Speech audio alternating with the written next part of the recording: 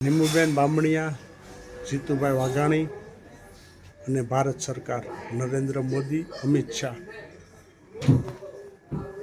તમને વિનંતી છે અમારી મદદ માટે.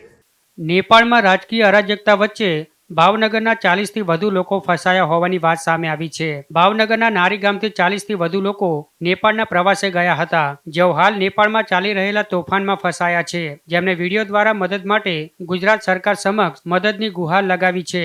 નેપાળમાં ચાલી રહેલા વિરોધ પ્રદર્શનોને કારણે ઘણી ફ્લાઇટ રદ કરવામાં આવી છે. ત્યારે ભાવનગરના નારી ગામથી નેપાળના પ્રવાસે ગયેલા 40 લોકોએ પોતાની પરિસ્થિતિ વર્ણવતા એક વિડીયો સંદેશ મોકલ્યો છે. ફસાયેલા લોકોનું કહેવું છે કે ઇમિગ્રેશન પૂર્ણ કર્યા પછી પણ એરલાઇન્સ તેમને એરપોર્ટ પર છોડીને ભાગી ગઈ અને એરલાઇન સ્ટાફ પણ ભાગી ગયો છે.